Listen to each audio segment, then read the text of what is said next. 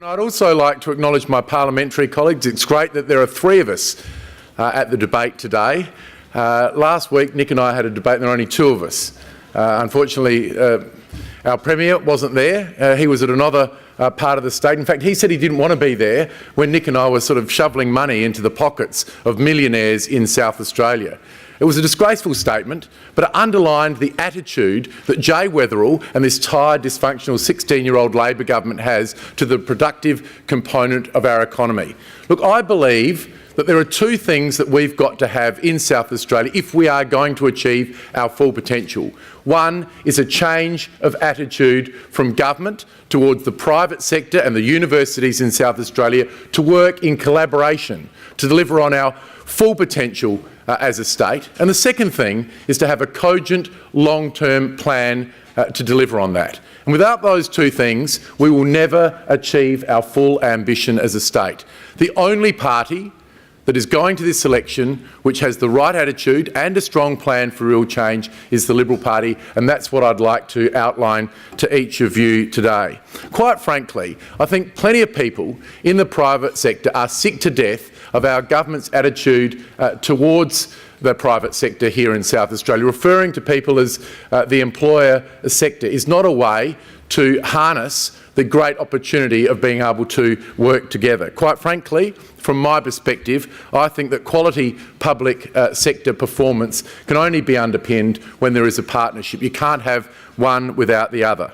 And let me just give you an example of what happens when you have a skewed policy setting towards the public sector with deliberate intention to harm the private sector. I'm speaking specifically about vocational education and training here in South Australia. When Jay Weatherill became the Premier of our state, he set about almost immediately directing 90% of all vocational education and training money in South Australia to the TAFE provider. This undermined the viability of the private vocational education and training providers in South Australia.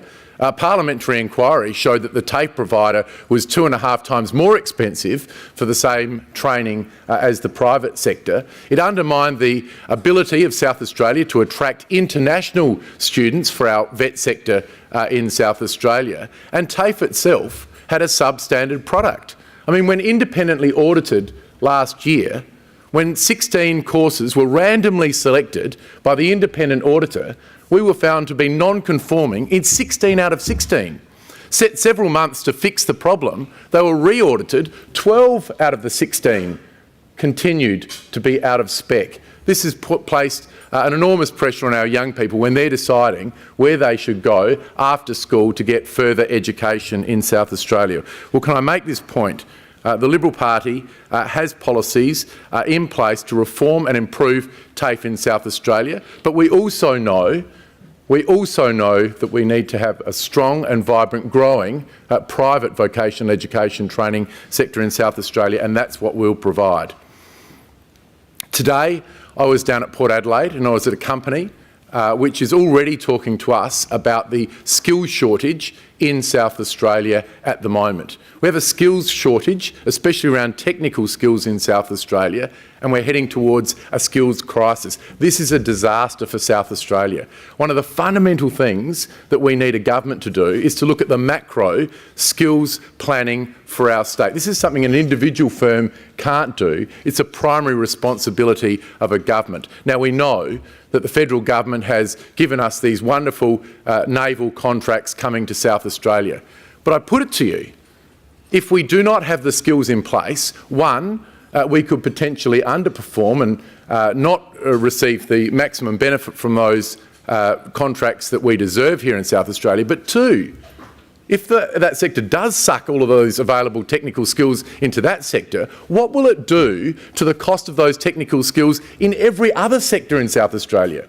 Those of you who are here today from the ag sector or the mining sector or the construction sector must be very concerned, because very soon there's a very large contract or series of contracts coming to South Australia which are going to consume a huge amount of our technical skills in South Australia. Yet when we look at the statistics, we have half the number of apprenticeship commencements in South Australia today than we had 3 years ago. There's a crisis looming, and the only party that has a strong plan to correct this is the Liberal Party. We've committed to put $100 million in over the next 4 years, plus a further $100 million from Skilling Australians' budget line announced in the last federal budget to address this very obvious crisis that's looming in South Australia. Ladies and gentlemen, since Labor came to power in 2002, South Australia has had the lowest rate of economic growth of any state in the country, lower than Tasmania, 1/3 of Western Australia, half Queensland. It's simply not good enough. If you look at our statistics at the moment, South Australia represents just 6% of the national economy, and it's going down every year. When Labor came to power, we were in excess of 7%. We still have 7.1% of the nation's population. If we had 7% of the economic activity in Australia, our economy would be $17 billion larger. Our kids wouldn't be finishing school, finishing university, not finding a job here and leaving our state. We would have a return of people to South Australia, and there is a way to do this.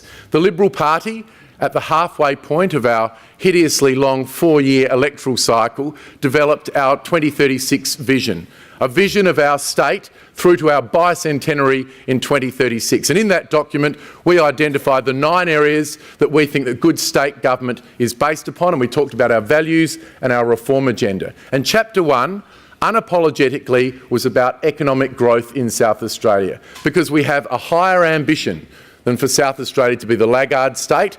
Not only do we have a higher ambition, though, we have a bold agenda to achieve it. 6 key items. 1, lowering costs on businesses and households in South Australia. We blocked Labor's car park tax. We blocked their job-destroying state bank tax. We've already announced that if elected, we're going to increase the threshold for payroll tax on all small business to $1.5 million per year. We've got other policies around tax that we'll talk about in the lead up to the election, but we're also going to return the emergency services levy remission, halving that cost per year, capping council rates here in South Australia, and we are the only party, and we remain the only party with a comprehensive plan to bring down energy prices in South Australia. Today, another announcement of a target from the Premier, but again, no information on what will happen to energy prices in South Australia. Last time this government made an announcement on their policy settings regarding energy, the government promised that our prices would go down by 9%. Since then, there's been an increase of 66% because the government has put ideology before managing the transition through to renewable energy, and consequently every business, every household in South Australia has paid the consequences. The second area of our key policy agenda for growth is removing regulation. Now, in the Liberal Party, we don't want to trim red tape. We want to deregulate. We want a radical deregulation agenda in South Australia, and we've already announced that we'll establish a productivity commission to do that, a state-based productivity commission. We've had that position for 5 years. It's needed. Queensland now has one. This week, New South Wales announced that they would be putting a state-based productivity commission in place. My goodness, if New South Wales needs one, South Australia certainly needs one to have this radical deregulation environment, especially for start-ups and small businesses in this state. Our third area is developing a long-range productive infrastructure plan, a 20-year plan for our road, rail, ports, airports, water augmentation, electricity augmentation framework in South Australia. Even the Western Australian Labor government is now putting this in place. What we've had over 16 years are pet projects around marginal seats and electoral cycles, and we've been starved of the productive infrastructure that our state needs to lower costs, improve productivity, access overseas markets, create jobs and keep young people in South Australia. The fourth area is entrepreneurship, innovation, start-up. I mean, it's interesting that the government's now talking about this after their 16th year in government. But the reality is they've been sitting on their hands on this important area. We're going to put entrepreneurship into the secondary curriculum in South Australia. We're going to establish 4 entrepreneurship specialist schools in South Australia, and we've got other exciting elements of our policy to be announced in the coming weeks. Our 5th area is around exports. We currently represent less than 4% of the nation's exports. When Labor came to power, we had over 7%, and the differential between those is now $10 billion per year. That's the opportunity cost. $10 billion worth of extra economic activity in South Australia we would have if we just kept pace with where we were when Labor came to power. We'll have a dedicated minister for exports. We're going to reinvest in our export programs. We're going to develop a sectoral approach, because this is best practice, and we're going to reopen our overseas trade offices. And the 6th and final area of our plan is to back regional South Australia, completely neglected by this government, but we in the Liberal Party believe that this is a great powerhouse of economic activity if we invest in the right infrastructure and services to support a growing population in regional South Australia. Ladies and gentlemen, this is a great state, but it has been let down by a tired, dysfunctional 16-year-old Labor government. There is a lot of hope for the future, there is a lot of opportunity for the future, but it's only going to be delivered with a party which has got a strong plan for real change, and the only party with that plan is the Liberal Party. Thank you very much.